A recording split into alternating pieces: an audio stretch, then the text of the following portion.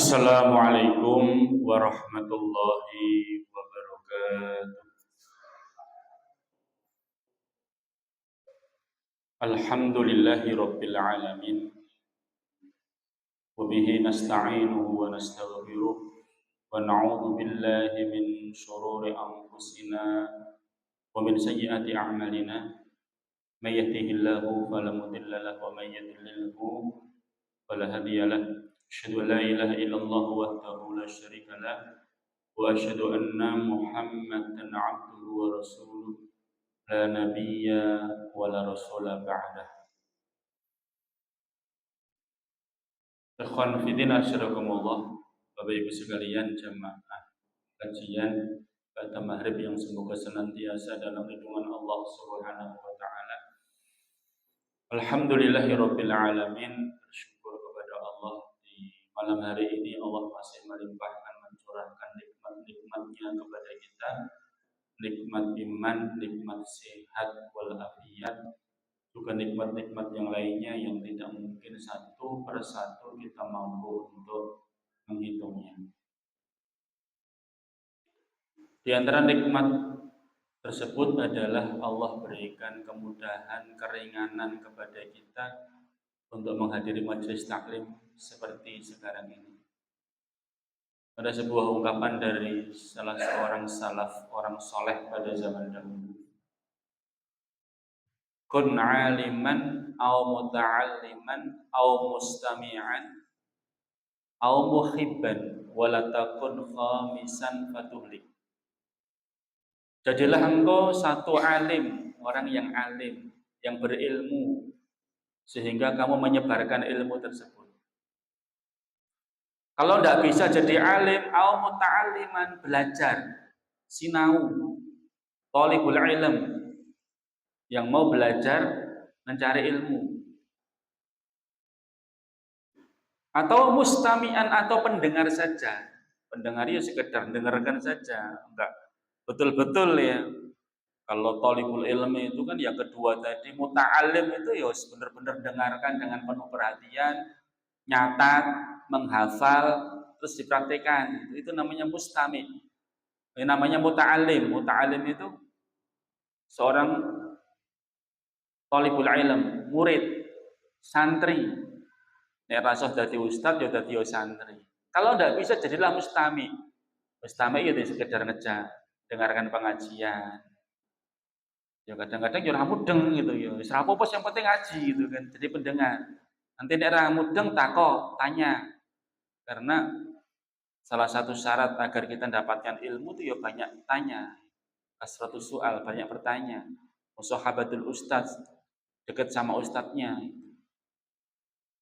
Atau kalau nggak bisa jadi mustami, mungkin terlalu sibuk, jadilah muhibban. Cinta kepada ilmu, cinta kepada ulama, cinta kepada orang alim. Ya.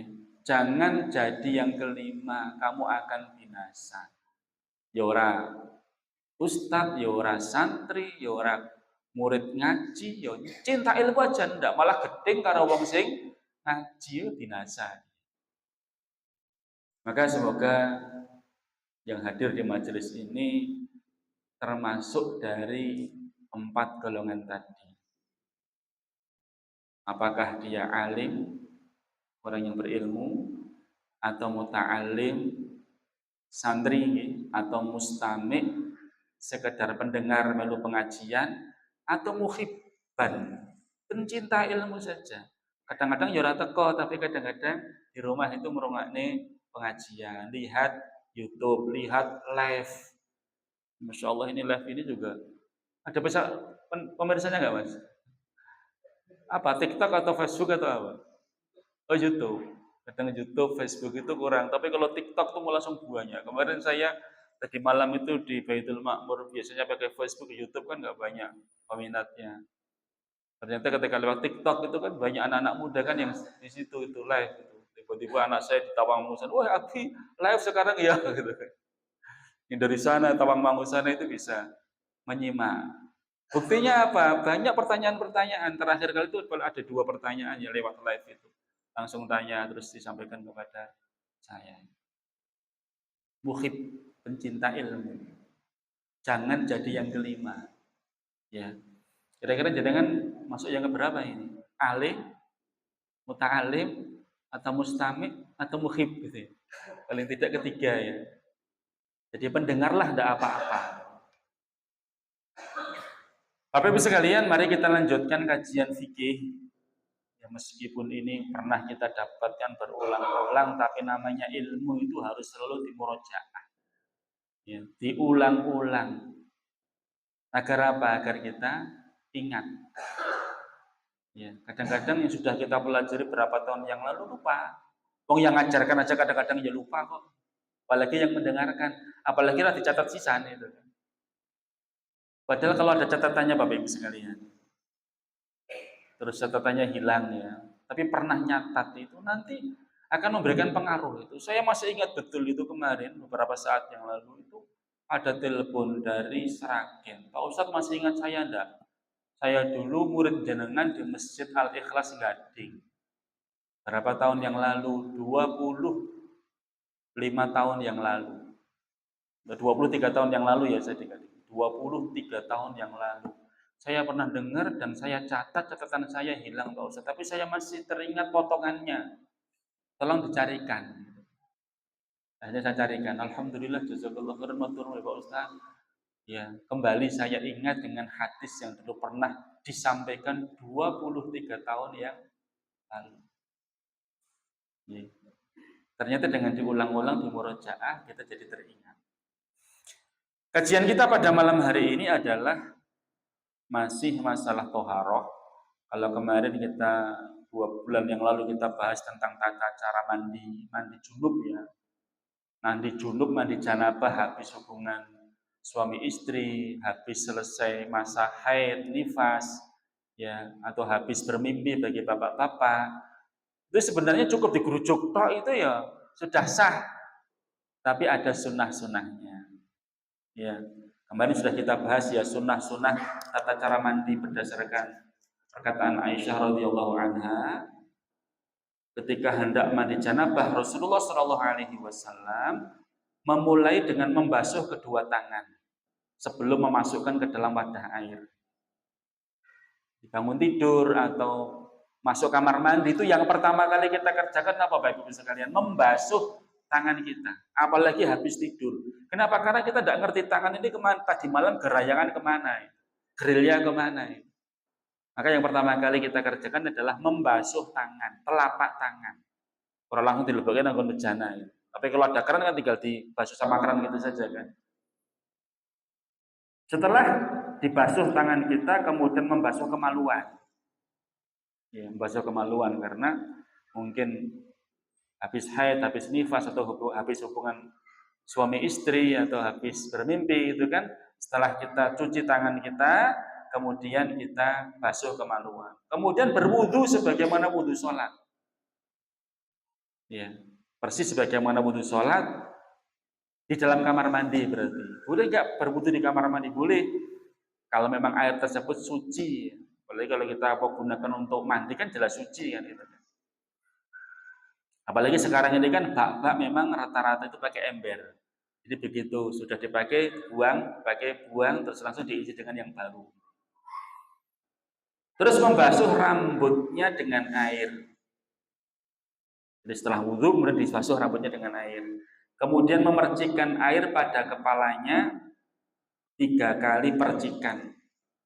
Tadi itu hanya sekedar membasahi dulu ya sebagai basis bagian, setelah itu dipercikin, selanjutnya menggayur ke seluruh tubuh. Itu sebagaimana hadis yang diceritakan oleh Aisyah radhiyallahu anha ketika menyaksikan Rasulullah Shallallahu alaihi wasallam mandi janabah. Berarti Aisyah masuk ke dalam kamar mandi? Iya, biasa Rasulullah Aisyah itu mandi bareng gitu ya. Suami istri.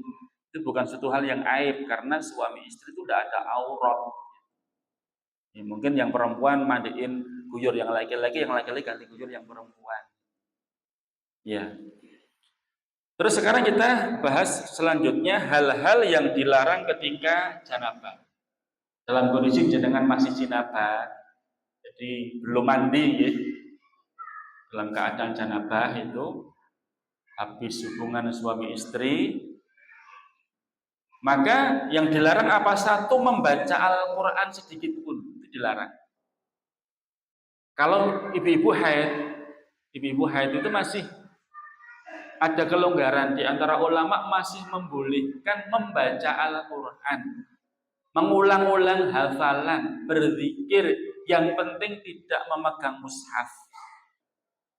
Yang penting tidak memegang mushaf. Bahkan mushaf pun kalau bagi ibu sedang haid itu diperbolehkan kalau mushafnya itu ada tafsirnya atau terjemahannya lebih banyak daripada Al-Qur'annya. Tapi kalau betul-betul Al-Qur'an saja tidak ada terjemahannya, nggak ada tafsirnya, nggak boleh memegang mushaf. La yamassuhu ilal mutahharun, nggak boleh menyentuh kecuali hamba-hamba yang disucikan. Maka ibu-ibu yang masih hadas, yang masih dalam kondisi haid, nggak boleh menyentuh Al-Quran. Tetapi kalau mau zikir, mau hafalan surat Al-Fatihah, juz amma, itu diperbolehkan tanpa menyentuh mushaf. Termasuk pakai HP. Ini HP kan bukan mushaf ini kan. Di dalamnya ada aplikasi Al-Quran, boleh dibaca. Apalagi di situ kan ada banyak yang lain terjemahan dan tafsirnya. Itu di antara ulama ada yang membolehkan. Meskipun ulama yang lain mengatakan lebih baik tidak usah dulu, tidak usah memegang, tapi kalau sekedar membaca, menghafal tidak apa-apa. Itu kalau haid. Kalau kita tidak dalam keadaan berwudu, ya, boleh baca Al-Quran, meskipun sebaiknya itu dalam keadaan berwudu. Habis kencing, habis buang air besar, dalam kondisi hadas, itu jumhur berpendapat harus wudhu dulu baru baca Al-Quran, megang mushaf. Meskipun ulama yang lain membolehkan tanpa harus wudhu. Tetapi kalau sedang jinabat, Bapak Ibu sekalian, sedang jinabat, itu sama sekali tidak boleh memegang dan juga membaca Al-Quran. Meskipun membaca surat Al-Fatihah, itu diperbolehkan. Kenapa? Karena waktu jinabah itu cuma pendek. Sedangkan misalnya mohon maaf hubungan suami istri jam 3 langsung mandi selesai jinabahnya. Habis sholat subuh jam 5 langsung mandi selesai jinabahnya. Langsung bisa baca Al-Quran. Tapi kalau haid kan panjang. 7 hari, kadang sampai 10 hari, 15 hari. Kalau sama sekali nggak boleh baca Al-Quran kan kasihan mereka. Banyak ibu-ibu, mbak-mbak itu yang kesurupan, kemasukan jin. Gara-gara apa? Kosong hatinya. Orang diisi hatinya dengan bacaan Al-Quran, dengan zikir.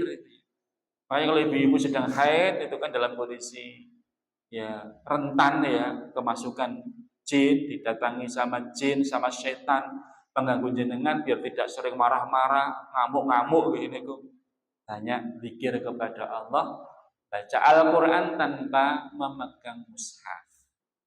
Tapi nek jinabah, tadi itu habis hubungan suami istri, sama sekali nggak boleh baca Al-Quran. Kecuali cuma ta'awud, a'udzubillahi minasyaitonirrajim. Karena bukan termasuk Al-Quran. Tidak dalam mushaf, tidak termasuk dalam Al-Quran. Ini sebagaimana sabda Rasulullah SAW, la taqra'ul haid walal junub syai'an minal Quran. Wanita haid dan orang junub tidak boleh membaca sedikit pun dari Al-Quran. Ini salah satu hadis Rasulullah ya. Itu junub, kalau haid ini masih ada pengkhususan ya. Karena waktunya lama, yang dilarang itu memegang, tapi kalau membaca diperbolehkan.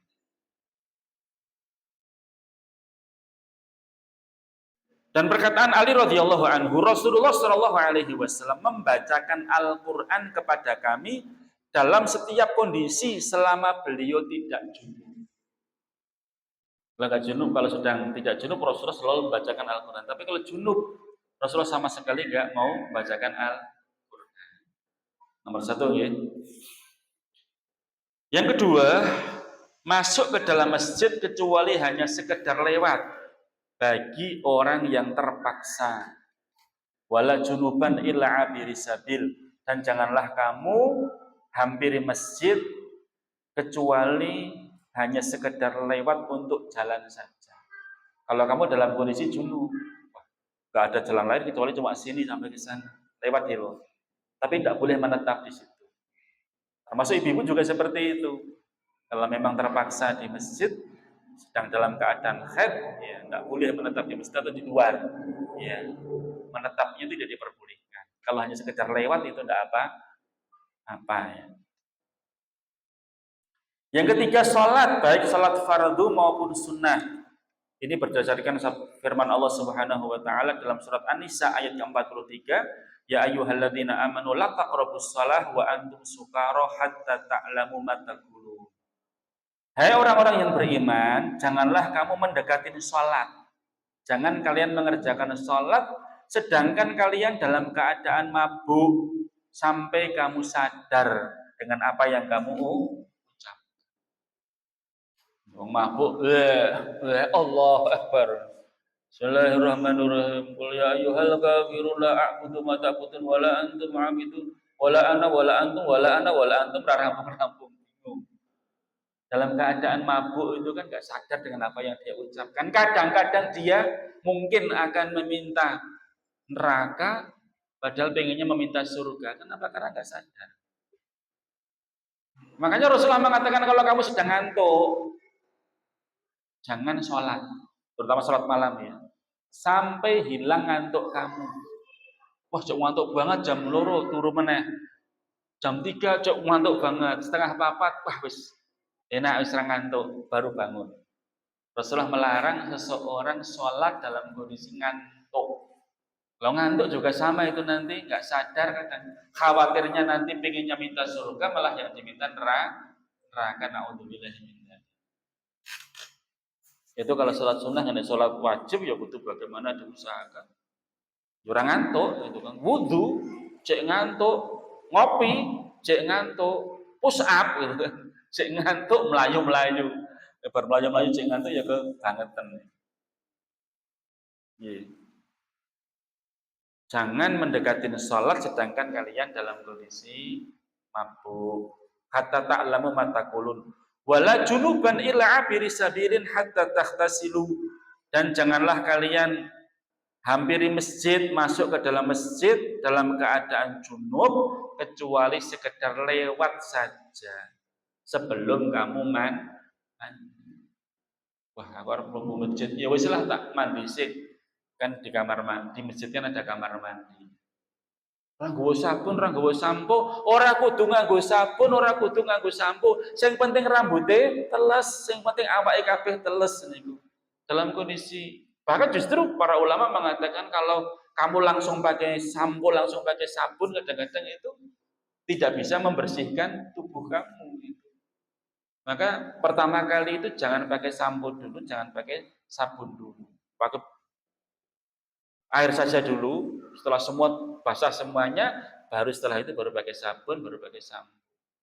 Ya, khawatirnya nanti sabun sama sampo itu menghalangi sampainya air yang suci tadi itu untuk membersihkan tubuh kita.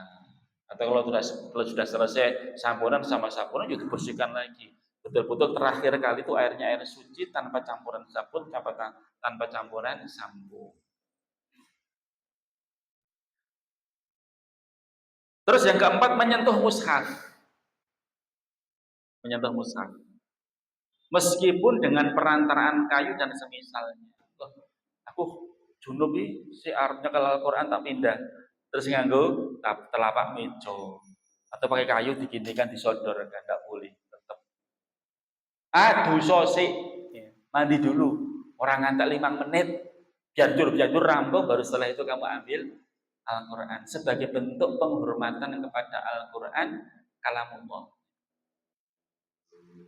Ini berdasarkan firman Allah Subhanahu wa taala, innahu laqur'anun karim fi kitabim maknun la yamassuhu illal mutahharun.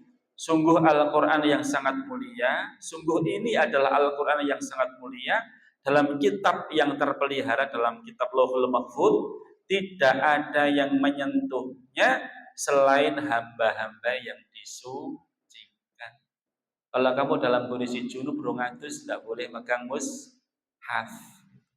Memang memegang mushaf meskipun hanya tulisan Pak itu, tapi ini mushaf itu yaitu adalah kalamullah, disebut Al-Qur'an, tulisannya Al-Qur'an. Maka harus betul-betul kita muliakan, letakkan di atas, jangan sampai di bawah. Apalagi sampai ditaruh di jok, terus didudukin di bawah, ya di bawah sedel kita, itu tidak beradab. Saya masih ingat betul ya dulu 25 tahun yang lalu kan, pada waktu saya masih nyantri Mahat Ali di Masjid Al-Ikhlas Menangannya itu di mana namanya Gading ya, Gading Kidul. Pas habis sholat kita kan hafalan biasa kan, Al-Qur'an cilik kan enak itu megang mushaf dengan gini.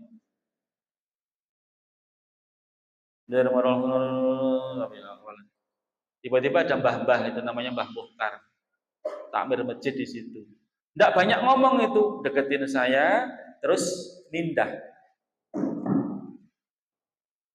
dipindah ke tangan kanan saya. Sampai sekarang itu betul-betul mengasar, membekas sekali dalam hati saya. Yang mau Al-Quran, ojo nganggo tangan kiri. Adabnya itu pakai tangan kanan. Karena Rasulullah itu dalam segala sesuatu yang baik selalu menggunakan yang kanan. Masuk masjid, kaki kanan. Makan, tangan kanan. Berikan sesuatu dengan tangan kanan. Al-Quran ini kalamullah, firman Allah. Cekalan yang tangan ke nek ra ngono ya tangan loro. Ojo tangan iki kok penak memang enten iki. Termasuk makan nggih. Makan tuh Rasulullah, kul biyaminika, makalah dengan tangan kanan kamu. Mangan gorengan tangan kanan. Lombok niku panganan apa mboten, Pak? Panganan to, Bu? Lombok niku panganan nggih. Enake tangan kanan apa kiri, Bu? Kini gorengannya kan ngene nggih. Kini gorengan. Jangan digunakan untuk makan. Lah terus gimana? Harta prakteknya rano gorengan ya. Gorengan makan gini Bu. Ini terus untuk jepit lomboknya di sini nih, apa ya? Bisa. Tetap menggunakan tangan kanan, termasuk pakai garpu. Garpu itu bukan untuk makan, tapi membantu apa? Motong, bantu. Jadi jangan sampai makan pakai sendok tangan kanan terus garpu di tangan kiri. Enggak boleh digunakan untuk makan. Mau pakai garpu ya genti, taruh sendoknya terus pakai garpu. Pengen makan mie ayam ya, pakai garpu monggo. Tapi jangan gini. Terus juga kita orang rakus bilang sangen lurur langsung makan kabeh. Satu-satu saja. Rasulullah mengingatkan anak kecil, hulam diingatkan, ya hulam sambillah, wahai anak yang arep mangan baca basmalah, wakul biyaminika, makan dengan tangan kanan, wakul mimma yalik, dan makanlah yang dekat dengan kamu. Udah sing ngadoh mbok jimuk manglung ini malah tibuh gitu ya. Yang dekat-dekat aja yang dimakan, yang dekat-dekat, jauh nanti minta tolong ambilkan kakapnya niku. Nang ngarepe gur tempe ro tahu tok karo karak sing kono kakap kono untuk ya ayam ada bebek gitu kan. Diputer gitu kan. Ben kumanane kabeh. Dan sabda Rasulullah sallallahu alaihi wasallam, la tamussul Qur'ana illa wa anta thahir. Janganlah engkau menyentuh Al-Qur'an kecuali dalam keadaan suci. Menyentuh Al-Qur'an dalam keadaan suci berarti berwudu. Ya, ini cukup toharoh sampai di sini. Mungkin sebelum masuk ke tayamum ada pertanyaan betul? Monggo. Terkait dengan bersuci, wudu, mandi besar. Lah, monggo. Nggih.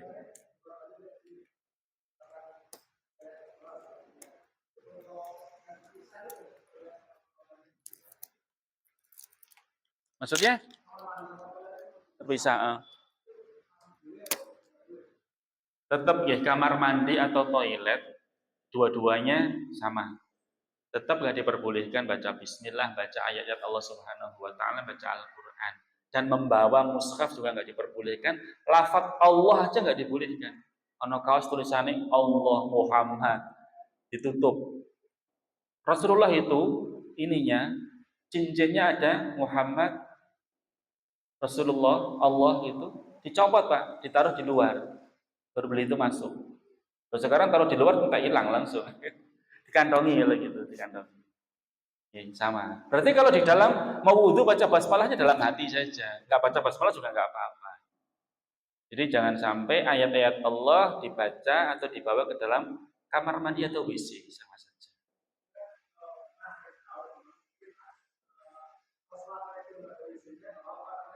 Oh gitu.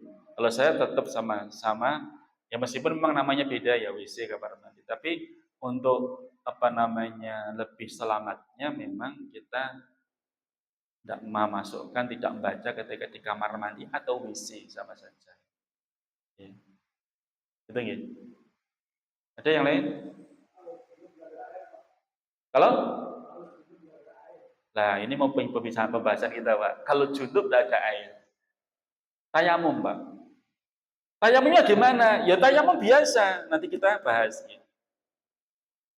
Karena pada waktu itu ada yang memahami loh, nek wudhu diganti tayamum lah, nek mandi ganti ini apa? Gulung-gulung teng pasir nih. Orang ngono kuwi carane. Gulung-gulung nang pasir ya terus piye? Nah, kita masuk ke tayamum. Ketentuan syariat tentang tayamum. Allah Subhanahu wa taala berfirman, A'udzubillahi minasyaitonirrajim. Wa in kuntum mardha aw 'ala safarin aw jaa ahadum minkum minal ghaid aw lamastumun nisa falam tajidu ma'an fatayammamus sa'idan thayyiban famsahu biwujuhikum wa aydikum. Jika kamu sakit, gerah ya, lara, enggak boleh megang air, enggak boleh kena air lukanya tersebut. Padahal ini anggota wudu yang harus dibasuh. Kayak dulu saya pas kaki saya retak itu, kan digip itu Pak, kan nggak boleh kena air itu kan. Atau sedang dalam perjalanan, safar kan, nggak ada air, di atas pesawat, kabeh wudu nanggon kamar mandi entek itu kamar mandinya itu. Makanya sekarang ada wudu dengan apa namanya spray, jadi disemprotin gitu saja. Ya. Segini ini bisa untuk wudhu Pak. Separuhnya bahkan itu satu gelas kecil itu bisa untuk wudhu. Caranya bagaimana ada prakteknya nanti. Yang penting anggota tubuh terbasah ini semuanya. Tapi kalau betul-betul tidak ada dalam keadaan safar, nanti kita boleh untuk tayamum. Atau habis buang air, nggak ada air, habis buang air, orang no air itu kan, untuk wudhu itu kan. Atau kamu telah menyentuh wanita. Menyentuh wanita di sini berarti apa Pak? Habis hubungan intim, bukan sekedar menyentuh wanita. Bapak Ustaz, menyentuh istri itu batal kok wudunya atau tidak toh? Ada yang mengatakan batal berdasarkan ayat ini. Tapi kalau saya berpendapat tidak batal. Karena ayat ini yang dimaksud adalah hubungan suami istri, bukan sekedar menyentuh istrinya. Dalilnya apa? Rasulullah Shallallahu Alaihi Wasallam ketika mau sholat, nyium istrinya loh nih, salaman, nyium kening istrinya. Lalu gitu kan berarti kan Rasulullah wudhu lagi kan? Yang lain, Rasulullah ketika sholat malam, yang mulail, istrinya itu masih tidur, Aisyah radhiyallahu anha. Berarti pada waktu itu Rasulullah nggak bangunkan istrinya. Ya mungkin karena mungkin capek banget toh, kasihan aku tak sholat malam dulu, ya nanti kalau sudah rampung baru saya bangunkan Aisyah untuk sholat witir gitu. Nah ketika Rasulullah sholat, Arab sujud, kakinya Aisyah itu malang di depan tempat sujud itu, disingkirkan sama Rasulullah. Terus mau sujud lagi, malang lagi, disingkirkan sama Rasulullah. Nyamannya nyingkir ke sikil ini nyekel nambah boten. Nyekel toh niku. Berarti kan bojone dicekel sikile. Lah berarti nek batal berarti kan salatnya Rasulullah nggih batal atau wudune batal. Tapi Rasulullah nyingkirkan gitu dan tidak mengulangi salatnya, tidak mengulangi wudunya. Berarti disentuh istri ya ora apa-apa, ndak batal wong ya bojone dhewe niku to. Kena wudu batal ya malah digoda karo bojone bar wudu cekel, bar wudu cekel, bar wudu terus begini. Nggih. Aulamas tumunisa, kamu habis hubungan suami istri, falam tajidu ma'an, dan kalian tidak mendapatkan air. Fatayammamu sa'idan thayyibah, maka hendaklah kamu bertayamum dengan debu yang suci. famsahu biwujuhikum wa aydikum, basuh wajah kamu, basuh tangan kamu. Jadi kalau habis hubungan suami istri kok tidak ada air,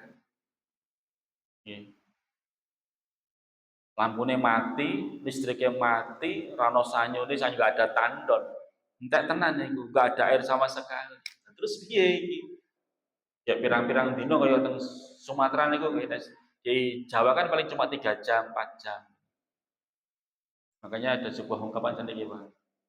Jangan menunda-nunda pekerjaan karena kamu tidak tahu kapan listrik mati. Dan bekerja ternyata listriknya mati resto. Sing bisnis pekerjaannya fotokopi niku ya entek-entekan Pak niku. Ya sedina lampune mati arep fotokopi ya ora iso. Ini kerja apa nih? Yang kaitannya dengan listrik semua masa frozen itu akhirnya jadi bosok kabeh gara-gara mati. Bahkan ada yang meninggal dunia gara-gara kehabisan. Itu di Sumatera kan ada korbannya kan gara-gara mati lampu kan ya. Jadi kalau kamu memang habis hubungan suami istri kok nggak ada air, penggantinya apa? Dari mandi itu tayamum. Jadi tayamum itu bisa menggantikan wudu, juga bisa menggantikan mandi. As-sa'idu wudu al-muslim wa ilam yajidil ma'asyra sinin. Bahkan Rasulullah mengatakan debu merupakan sarana untuk bersuci bagi seorang muslim meskipun dia tidak menemukan air selama 10 tahun. Ya ono banyak tapi kalau bisa ngombe tok, hanya untuk makan minum tok. Ya sudah, karena betul-betul nggak ada air. Kalau saya gunakan untuk wudhu ya rasa ngombe kan, bisa mati kan karena air itu kan sumber kehidupan. Boleh untuk tayamum.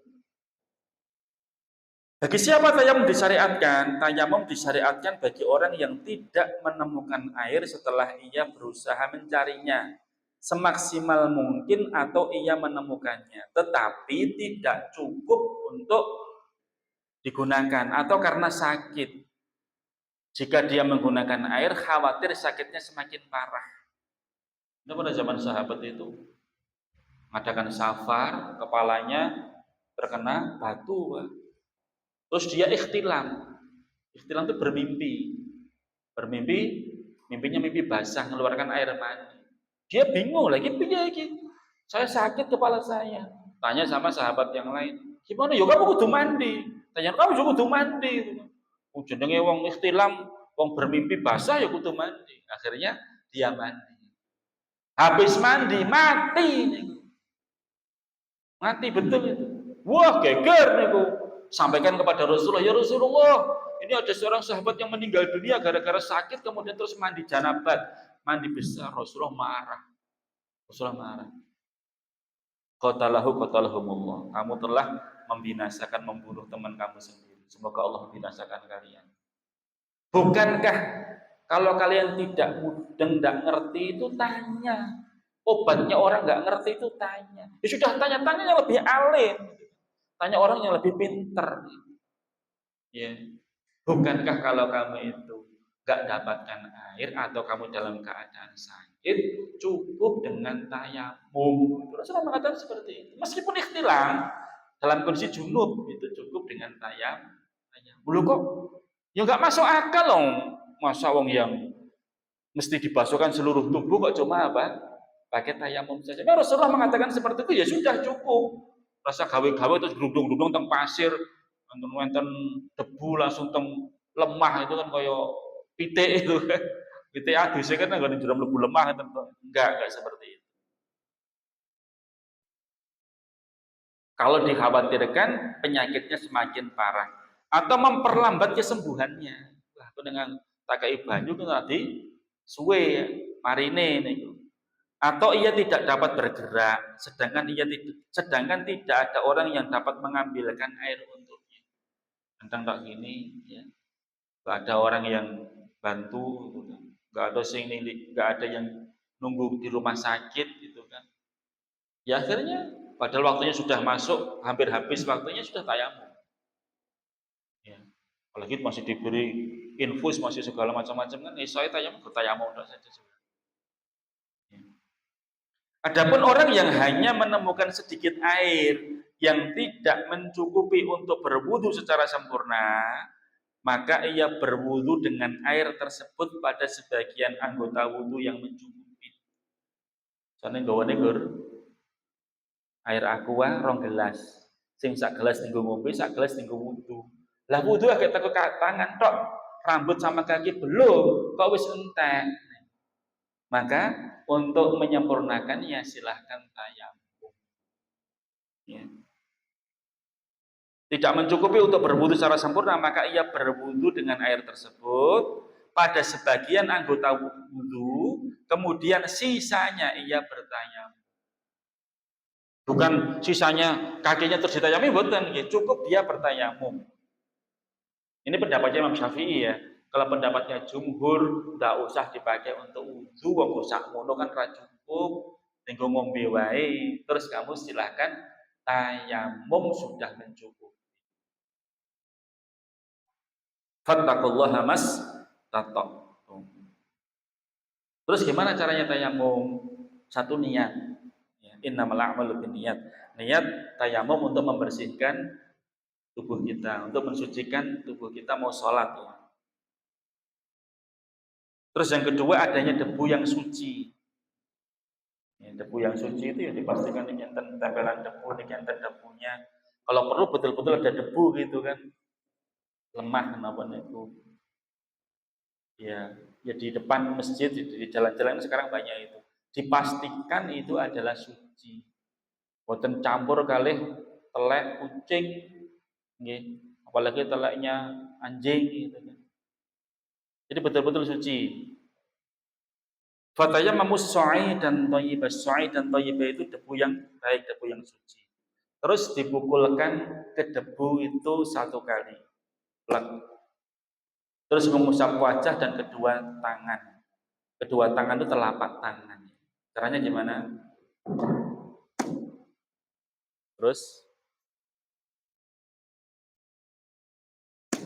wajah, terus ada yang berpendapat 2 kali tepukan, ada yang berpendapat sekali cukup.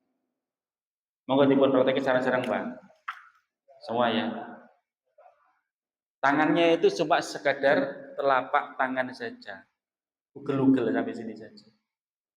Monggo sareng-sareng ya. Yuk sama-sama. Telapak tangan ya. Terus ada berpendapat kalau ada debunya, tapi kalau nggak ada nggak usah ngapa. Terus baru wajah. Wajah itu segini semua dari sini ya. Semua. Terus yang kiri digunakan untuk tangan kanan, yang kanan untuk kiri. Jadi kan yang ada debunya ini gitu. Jangan sampai gini. Habis sini toh. Terus ini kiri ini digunakan untuk kanan. Sampai sini. Yang ini masih tadi toh digunakan untuk kiri. Agak nih. Kiri untuk kanan dulu, baru terus kiri. Praktis hanya itu saja. Itu kalau 2 tepukan. Kalau 1 tepukan,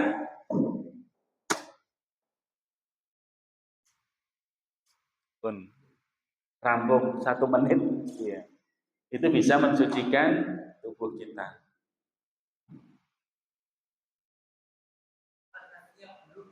Ribut? Kakinya kotor mboten napa-napa.